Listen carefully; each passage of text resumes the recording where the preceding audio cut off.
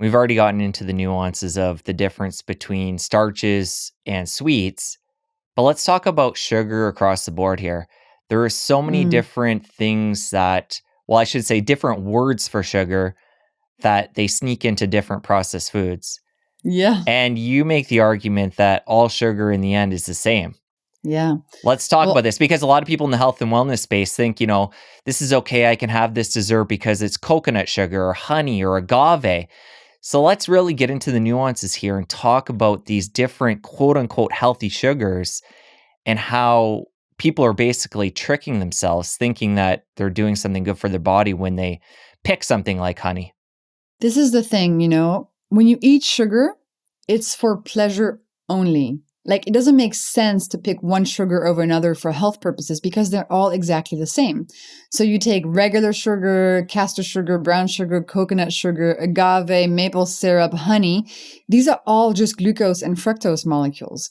But we have these health halos around like, ooh, agave or coconut sugar. It's BS. It's just total BS. And in fact, you know how I mentioned that you have glucose and fructose in sweet foods and that fructose is worse?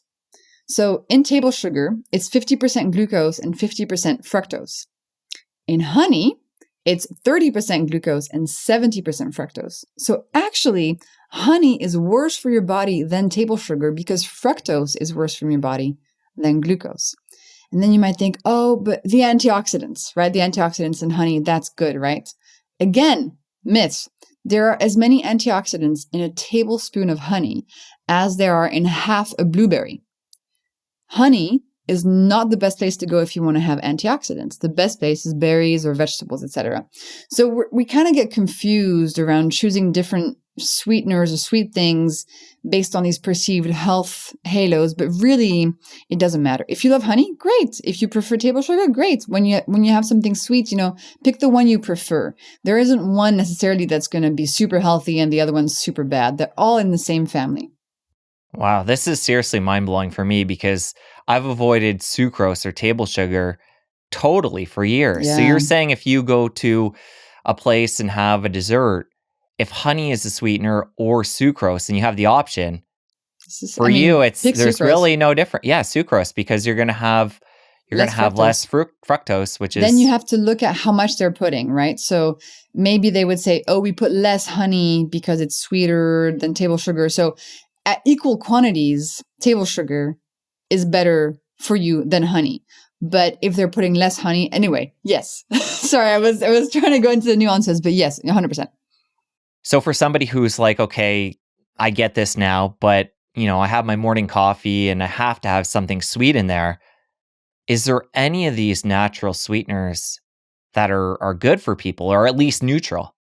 Yeah, so monk fruit, allulose, stevia, erythritol, these are things that taste sweet, but don't contain any glucose and fructose molecules, do not impact your insulin or your glucose levels. So they're pretty good options to use, actually. They're going to be way better for you than using the quote-unquote real stuff. And on sweeteners, again, sweeteners get a bad rep. People think, oh, they're artificial, they increase cravings, etc. The thing is, like, real sugar increases your cravings way more than artificial sweeteners. Now, of course, if you don't already have artificial sweeteners in your diet, you don't need to add them. They're not going to bring any health benefits. But if you're trying to consume less real sugar, definitely using one of those is a good idea. And for somebody who is consuming a lot of sugar right now, but they're intrigued and they want to lessen that and hopefully apply a lot of these hacks, do you recommend to people just to cut it out cold turkey? Or is there a certain protocol? Because talk about the addictive nature of sugar and how Yeah. people that have been consuming it for a long period of time actually have an addiction to this food-like substance. Yeah. So the addiction piece is quite interesting, and there are many factors at play. But what we know from the science is that when your glucose levels are low, which they usually happen after every spike, the craving center in your brain activates and tells you, eat something high calorie, eat something sweet. And so for a lot of us, we're on this addiction roller coaster, and it's really hard to get off it. And when we have these cravings, we feel ashamed about them. We try to use our willpower to combat them, and it becomes this very intense tug of war. When actually what you need to do is step off and say like, okay, let me solve the underlying issue, which is my glucose levels going up and down all the time. So use the hacks I share. And once you do that, you'll notice that these cravings are just not really there anymore. And then when you want to eat something sweet, it'll be because of pleasure or joy, or you have this really nice chocolate cake that you really want to eat tomorrow, and no longer this sense of being controlled by sugar, no longer this sense of you're just a puppet and your brain just wants to eat sugar all the time. So I think that's an important thing to keep in mind. And I mean, going cold turkey, like if you want, but again, that's going to be super tough. Your cravings are still going to be there.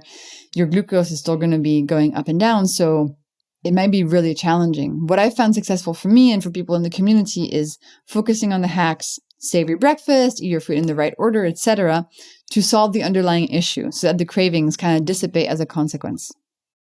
And spinning off the breakfast thing there and having a savory breakfast, let's talk about intermittent fasting, because this is such a popular piece right now in the health and wellness space, and it comes up all the time on the show. It's something I practice on a regular basis.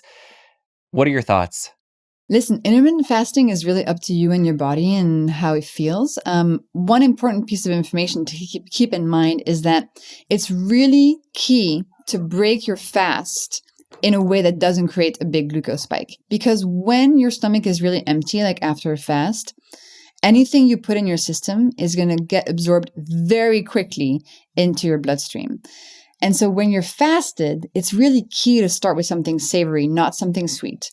And if you can, to actually start with vegetables, with fibers, so that you create that protective mesh in your upper intestine to help your body deal with whatever glucose and fructose is coming down afterwards. We got really into the nuances there, the glucose spike. I want to talk about the reactive hypoglycemia. Is this something, because the way I understood it from your book, it's something that people that have metabolic challenges are going to experience more, but I would assume somebody who has like a piece of chocolate cake, that will affect them as well after they have that spike. So I'd love for you to talk about who that's impacting and that piece of the puzzle here. So in terms of who that's impacting, I actually don't know. It can happen in many different people, and you can be diagnosed with reactive hypoglycemia without having, for example, type 2 diabetes. I've noticed it in myself a few times, actually, really intense swings.